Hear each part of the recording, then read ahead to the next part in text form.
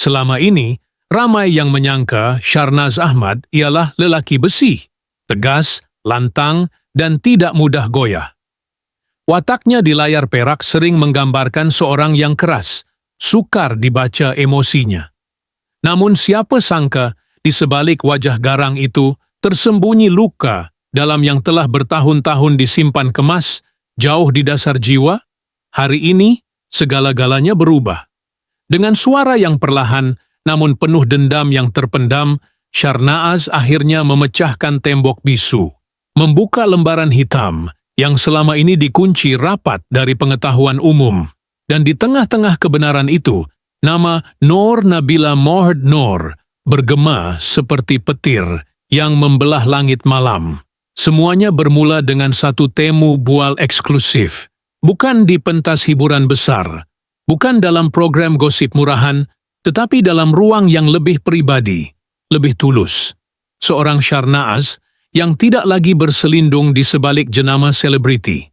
Dia muncul sebagai seorang lelaki yang pernah dilukai, digasak secara emosi, dimanipulasi secara halus, dan perlahan-lahan dihakis kekuatannya oleh wanita yang pernah dipanggil istri.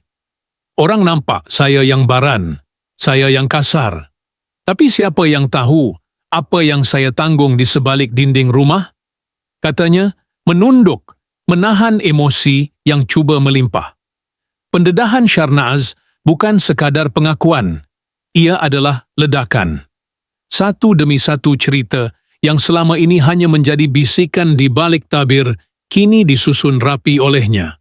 Bagai rangkaian bukti dalam perbicaraan yang belum selesai.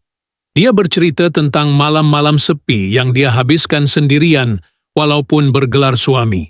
Tentang panggilan telepon yang tidak dijawab, tentang message-message yang dilihat tetapi tidak dibalas, tentang renungan tajam yang bukan lagi renungan cinta, tetapi seperti panah racun yang menusuk ke dalam hati.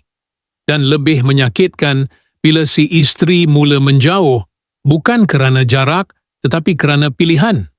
Dia mula buat saya rasa kecil, macam saya ini beban dalam hidup dia. Kata-katanya berubah, nada suaranya makin sinis.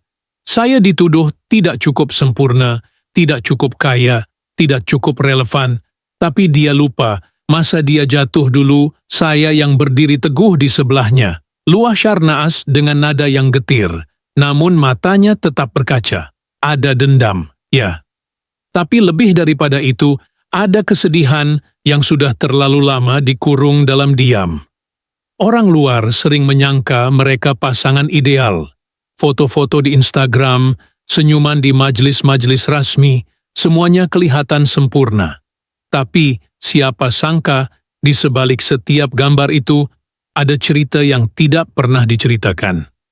Syahnaz mengakui, dia berdiam bukan kerana takut, tetapi kerana masih ada sisa cinta dan hormat terhadap institusi perkahwinan. Namun, apabila penghormatan itu dipijak-pijak, apabila harga dirinya dicarik sedikit demi sedikit, dia tidak lagi mampu bertahan. Ada satu hari, saya pandang cermin dan saya tak kenal diri saya sendiri. Dari seorang lelaki yang penuh semangat, saya jadi bayang-bayang yang sentiasa diburu rasa bersalah, padahal saya tak buat salah apa-apa. Puncak segala luka itu, menurut Syahnaz, berlaku ketika dia menemui message-message yang tidak sepatutnya berada dalam telefon seorang istri. Message-message yang membawa maksud lebih daripada sekadar teman berbual. Message yang membuatkan jantungnya seolah berhenti berdetik. Dia tidak melenting, tidak mengamuk seperti yang ramai sangkakan. Sebaliknya, dia diam. Diam yang paling menakutkan. Diam yang membuatkan seluruh tubuhnya seperti lumpuh. Itu saat saya sadar, saya sudah tidak lagi diperlukan dalam hidup dia. Saya hanya perhiasan, boneka untuk mencantikkan naratif hidup sempurna dia. Dan di saat itu, semuanya mula berubah. Syahnaz bukan lagi suami yang bertolak ansur. Dia mula bertanya, mula menuntut jawapan, mula menjadi duri dalam daging kepada wanita yang selama ini memegang naratif sebagai mangsa. Perang dingin bermula. Bukan hanya di rumah, tetapi dalam senyap dunia selebriti. Setiap kali dia bersuara, wajahnya dilabel egois. Setiap kali dia mengelak dari majelis, dikata dingin. Tapi tidak ada siapa tahu dia sedang bergelut dengan dirinya sendiri, antara melawan atau melepaskan. Kisah ini bukan sekadar tentang perkawinan yang gagal. Ini adalah kisah seorang lelaki yang dibentuk oleh cinta, tetapi akhirnya dihancurkan oleh wanita yang pernah dia puja.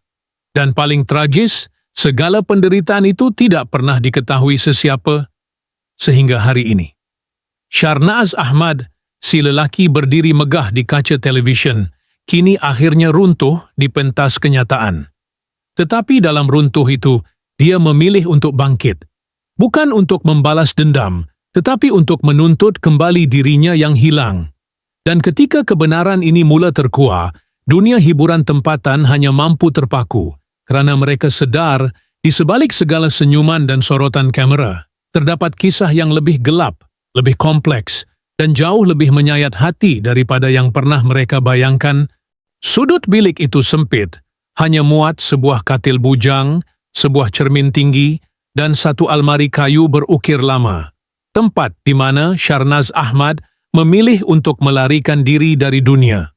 Disitulah dia duduk setiap malam, selepas lampu rumah dipadamkan, selepas anaknya tertidur, selepas Nur Nabila hilang di balik bilik sendiri yang kini terasa seperti planet asing. Cermin itu, yang pada awalnya diletak hanya untuk bersiap ke set penggambaran, akhirnya menjadi satu-satunya saksi bisu pada kehancuran dalamannya. Di depan cermin itu, dia bercakap dengan dirinya sendiri. Apa yang kau dah jadi, Sharnaaz? Itu bukan skrip drama. Itu monolog dari seorang lelaki yang sudah terlalu lama menanggung luka dalam diam. Ada malam dia hanya berdiri, memandang dirinya tanpa suara. Ada malam dia ketawa kecil. Bukan kerana lucu, tetapi kerana tidak percaya dia sanggup bertahan selama ini. Satu tabiat pelik yang timbul sejak hubungan itu renggang ialah Sharnaaz mula menyusun semula kasut-kasut lamanya. Bukan kerana dia mahu kelihatan kemas, tetapi setiap pasang kasut itu mewakili satu fasa dalam hidupnya. Ada kasut yang pernah dia pakai semasa membawa anak ke taman, ada yang dia beli ketika bercuti bersama isteri di luar negara, dan ada juga kasut yang pernah dia pakai ke acara besar, tangan istrinya erat menggenggam tangannya. Kini, semua itu hanya tinggal kenangan. Bila dia menyentuh kasut-kasut itu, dia seperti menyentuh semula serpihan dirinya yang hilang sedikit demi sedikit. Dia mula menyimpan segala mesej, surat-surat kecil, nota-nota ringkas yang pernah ditulis oleh Nur Nabila. Dilipat kemas, disimpan dalam kotak kecil berbalut kain baldu merah. Ironinya, kotak itu diberi oleh Nabila pada ulang tahun perkahwinan pertama mereka. Kini, ia menjadi pusara kepada semua janji yang telah mati. Setiap kali dia buka kotak itu, tangannya menggigil, tapi dia tetap buka, seperti seorang yang ketagih pada kesakitan. Bagi Sharnaaz, rasa sakit itu lebih baik daripada rasa kosong. Suatu malam, selepas bertengkar besar, dia keluar rumah tanpa arah. Hujan turun renyai. Dia memandu tanpa destinasi, hanya membiarkan lagu-lagu lama berkumandang di dalam kereta. Lagu Sudirman, lagu M. Nasir. Semuanya membawa dia ke masa lalu. Di satu simpang, dia berhenti. Disitulah dia dan Nabila pernah berbual selama 3 jam pertama kali bertemu, dalam kereta juga. Masa tu, dia pandang aku dengan mata yang betul-betul buat aku percaya aku lelaki satu-satunya dalam hidup dia. Katanya dalam nada hampir berbisik. Tapi malam itu, dia hanya pandang simpang itu dengan kosong. Tidak ada lagi keajaiban. Anaknya, Jebat, menjadi satu-satunya sebab dia terus bernafas. Tetapi kasihnya terhadap anak juga menjadi medan perang baru. Dia ingat lagi bagaimana Jebat bertanya, kenapa ayah selalu duduk sorang-sorang? Dan dia tidak tahu bagaimana hendak menjawab. bila Jebat peluknya sebelum tidur, dia peluk lebih lama. Bukan sekadar kerana cinta, tetapi kerana dia mahu percaya bahawa masih ada bahagian dari dirinya yang belum musnah. Masih ada sisa manusia yang mampu memberi kasih. Setiap kali ke set penggambaran, Sharnaaz akan tiba lebih awal. Bukan kerana profesional semata, tetapi kerana dia mahu lari dari rumah. Di set, dia boleh menjadi orang lain. Seorang abang gangster, seorang pegawai polis, seorang lelaki kuat. Tapi sebaik sahaja lampu kamera padam, dia kembali menjadi Sharnaaz yang luka, menyendiri di dalam kereta, menatap kosong telefon yang sunyi. Tidak ada mesej tanya khabar. Tidak ada suara yang bertanya sama ada dia sudah makan. Rakan-rakan rapat mula menjauh. Bukan kerana salah mereka. Sharnaaz yang menolak mereka keluar perlahan-lahan. Dia sudah terlalu letih untuk berpura-pura gembira. Bila mereka ajak keluar minum, dia beri alasan ada penggambaran. Bila mereka datang ke rumah, dia hanya senyum, pura-pura semuanya baik. Tapi hakikatnya, dalam hati dia hanya ada satu suara yang berbisik. Berapa lama lagi kau boleh bertahan begini? Orang ramai tidak pernah tahu tentang tangis Sharnaaz dalam kereta, ketika dia berhenti di tepi jalan hanya untuk menjerit tanpa suara. Tentang malam-malam, dia berbual dengan gambar lama. Tentang skrip drama yang terpaksa dia ubah sendiri, kerana watak yang diberikan terlalu mirip dengan realiti hidupnya. Dan dia takut akan patah di tengah babak. Mereka hanya nampak Sharnaz Ahmad si pelakon. Tapi mereka tidak nampak Sharnaz Ahmad si manusia yang sedang perlahan-lahan tenggelam. Setiap langkahnya kini bukan lagi untuk mencapai kemuncak, tetapi untuk keluar dari lumpur yang menyesakkan dada. Dan setiap kali dia buka mata di pagi hari, dia hanya mampu berbisik, "Kalau hari ini, hari terakhir aku kuat, biarlah orang tahu, aku pernah mencintai dengan sepenuh hati, dan aku pernah dihancurkan oleh cinta itu sendiri." Di satu sudut kota Kuala Lumpur yang tidak asing bagi kaki hiburan, kelihatan kelibat Sharnaz Ahmad berjalan sendirian, lengkap berjaket gelap dan topi hitam yang ditarik rendah. Wajahnya tidak seperti biasa, tidak lagi garang, tidak juga lesu. Ia seperti bayang-bayang yang bergerak dengan satu tujuan yang belum jelas. Dan di balik senyap langkahnya itu, wujud 1000 persoalan yang belum terjawab. Siapakah sebenarnya yang bersalah? Apakah benar dia mangsa, atau ini semua permainan minda seorang lelaki yang terluka? Sharnaaz kini menjadi misteri yang tidak dapat dirungkaikan sepenuhnya. Kata-katanya dalam temu bual terakhir seperti serpihan kaca, tajam, berkilau, tetapi tidak pernah membentuk gambaran penuh. Ada perkara yang orang tak akan faham, walau aku terangkan beribu kali. Ada luka yang kalau aku buka, bukan saja mencederakan aku, tapi boleh membakar ramai orang. Ucapannya itu membuatkan ramai mula tertanya, apakah maksudnya? Siapa ramai orang yang dia maksudkan? Adakah hanya tentang Nabila atau ada nama-nama besar yang selama ini berselindung di balik tabir perkahwinan mereka? Sahabat terdekatnya, yang enggan dinamakan, pernah berkata, dia simpan satu fail dalam laptopnya. Tak pernah buka depan orang. Tajuknya hanya satu perkataan, bukti. Apa yang ada dalam fail itu? Rakaman, message, gambar? Tidak ada siapa tahu. Tapi setiap kali Sharnaaz bercakap tentang masa lalu, matanya seolah memberi isyarat bahawa ada lebih banyak yang belum dikatakan.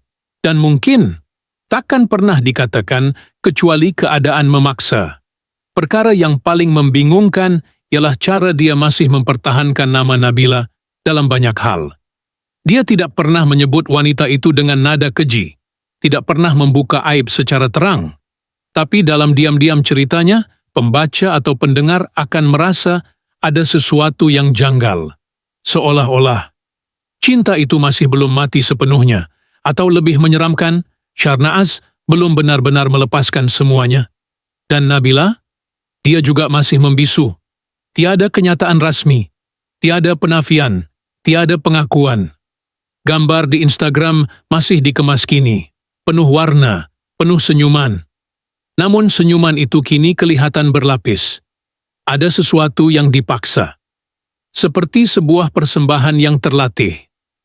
Dalam satu foto yang dimuat naik baru-baru ini, dia memegang secawan kopi, caption ringkas. Tiap yang berlaku ada sebabnya. Tak lebih, tak kurang. Tapi seluruh ruangan komen meledak. Semua mahu tahu apakah caption itu ditujukan kepada bekas suaminya. Apakah itu satu sindiran atau satu isyarat? Sharnaaz, dalam satu acara tertutup yang hanya dihadiri rakan industri, dilihat termenung lama sambil memegang telefon. Bila ditanya apa yang difikirkannya, dia hanya menjawab perlahan, "Kadang, kau rasa macam kau dah kenal seseorang 10 tahun. Tapi tiba-tiba satu hari, kau sedar, dia sebenarnya orang asing yang pandai menyamar." Ucapan itu terus menambahkan misteri yang sudah sedia berbalut. Apakah dia merujuk kepada Nabila? Atau ada seseorang lain yang sedang bermain di balik tabir? Lebih menghairankan, terdapat sumber tak rasmi mendakwa Sharnaaz pernah menyewa seorang penyiasat pribadi. Tujuannya tidak jelas.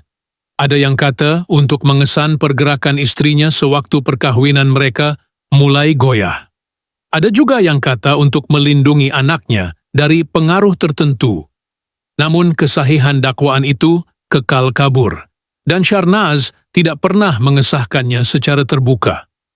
Setiap malam, akaun media sosial berkongsi cebisan cerita tentang mereka. Satu IG story, satu senyuman di dalam video TikTok, satu lirik lagu di Twitter, semuanya ditafsir sebagai petunjuk. Tapi Sharnaaz tidak pernah menjawab secara jelas. Dia hanya memuat naik satu video pendek. Rakaman pemandangan hujan dari dalam kereta dengan lagu latar bunyi hujan oleh Misha Omar. Dalam caption, dia hanya tulis, ada cerita yang takkan pernah ditulis. Dan ribuan pengikut hanya mampu meneka. Kini, ramai tertanya, adakah Sharnaaz menyimpan sesuatu yang boleh menggoncang nama-nama besar? Apakah kisah rumah tangga itu melibatkan lebih dari sekadar dua insan? Dan yang paling penting, kenapa dia masih belum membuka sepenuhnya kisah itu? Apakah kerana dia masih berharap ada jalan pulang? Atau kerana dia sedang merancang sesuatu yang lebih besar, lebih dalam, dan lebih menyakitkan? Malam demi malam, kesunyian Sharnaaz semakin bersuara. Namun suara itu tidak lantang, tidak gamat. Ia berbisik, merayap ke jiwa orang ramai. Dan dalam bisikan itu ada sebuah amaran bahwa kisah ini belum berakhir. Ia baru bermula. Sebuah cerita yang mengajar kita bahwa cinta bukan hanya tentang bahagia, tetapi juga tentang siapa yang sanggup menanggung luka paling dalam tanpa pernah benar-benar menyembuhkannya. Dalam satu pagi yang kelabu, langit Kuala Lumpur diliputi awan berat, seakan mencerminkan emosi seorang lelaki yang sedang berjalan perlahan menuju keretanya. Sharnaaz Ahmad diam dan terpencil dalam dunianya sendiri. Tangannya memegang sepucuk surat yang telah berkali-kali dilipat, kertasnya sudah kusut, dakwatnya hampir pudar. Surat itu tidak pernah dihantar. Mungkin memang tidak akan pernah, tapi isinya hanya dia yang tahu. Di rumah, bilik kecil di hujung koridor itu kini semakin sunyi. Kotak berbaldu merah yang dulunya disorokkan di bawah katil, kini berada di atas meja. Terbuka. Beberapa nota cinta bertaburan bersama gambar-gambar lama yang disusun rapi dalam satu susunan yang hanya orang penuh rasa rindu akan faham. Di celah-celah itu, ada satu foto Nabila. Senyuman yang pernah menjadi pelabuhan tenangnya, kini terasa asing. Seperti senyuman dari seseorang yang hanya hadir dalam mimpi. Anaknya, Jebat, muncul di muka pintu. Matanya besar, ingin bertanya sesuatu. Tapi dia tidak berkata apa-apa. Hanya berdiri di situ, memerhati ayahnya yang seolah-olah berada jauh di tempat lain, walaupun tubuhnya masih ada di dalam rumah. Sharnaaz menoleh, senyum kecil, kemudian memanggil Jebat duduk di pangkuannya. Tangan kecil itu bermain dengan lengan baju ayahnya, dan seketika dunia terasa sedikit perlahan. Kalau satu hari nanti kau besar, kau akan tahu. Syarnaaz berbisik, tapi suaranya tidak selesai. Kata-kata itu tergantung di udara, seperti hela nafas terakhir sebelum jatuh dalam diam. Tiada yang tahu apa sebenarnya dia ingin katakan, dan mungkin tiada siapa akan tahu. Hari terus berjalan. Syarnaaz kembali ke set penggambaran. Bukan kerana dia mahu, tapi kerana hidup perlu diteruskan. Wajahnya di kaca televisyen tetap seperti biasa, tegas, maskulin, dan memikat. Tapi di antara babak-babak lakonannya, ada detik di mana matanya kosong. Kamera tidak menangkapnya, tetapi rakan-rakan di set mulai sedar. Kadang-kadang dia terlalu lama diam selepas babak selesai. Kadang dia tersasul, seolah fikirannya melayang ke tempat lain. Orang ramai masih menunggu kebenaran. Wartawan masih mencari-cari punca. Tetapi semua yang mereka dapat hanyalah serpihan, petunjuk yang tidak lengkap. Ada yang percaya Syarnaaz menyimpan satu rahsia besar. Ada yang fikir semua ini hanya strategi publicity. Namun tidak ada satupun yang mampu menyusun segala kepingan cerita itu menjadi gambaran yang sempurna. Dan di balik tirai rumah agam mewah yang pernah menyaksikan cinta mereka membesar, kini berdiri seorang wanita, Noor Nabila. Wajahnya tenang, tapi tidak sepenuhnya damai. Tangannya menggenggam telepon, membuka semula mesej lama yang tidak pernah dipadam. Di matanya ada bayangan. Bukan rasa bersalah, bukan dendam, tapi mungkin kekeliruan. Atau kekosongan yang baru mula dia sedari. Dia menutup telepon perlahan, kemudian berjalan ke balkoni, memandang ke langit yang masih kelabu. Angin menyapu wajahnya, rambutnya berterbangan, dan dalam hatinya ada satu pertanyaan yang hanya dia yang tahu. Adakah dia pernah benar-benar mencintai Syarnaaz, atau hanya mencintai versi lelaki itu yang dia bina dalam fikirannya? Hujan mula turun, rintik kecil jatuh ke atas tingkap, membentuk irama sunyi yang mengisi ruang kosong di antara dua jiwa yang dulu bersatu. Dalam setiap titisan itu, ada sesuatu yang tidak dapat diungkapkan. Bukan permulaan, bukan penutup. Hanya satu perasaan yang menggantung di antara masa lalu dan masa depan. Dan mungkin itulah kisah sebenar mereka. Sebuah cinta yang tidak selesai, sebuah luka yang tidak berdarah, dan sebuah rahasia yang tidak akan pernah benar-benar terbongkar.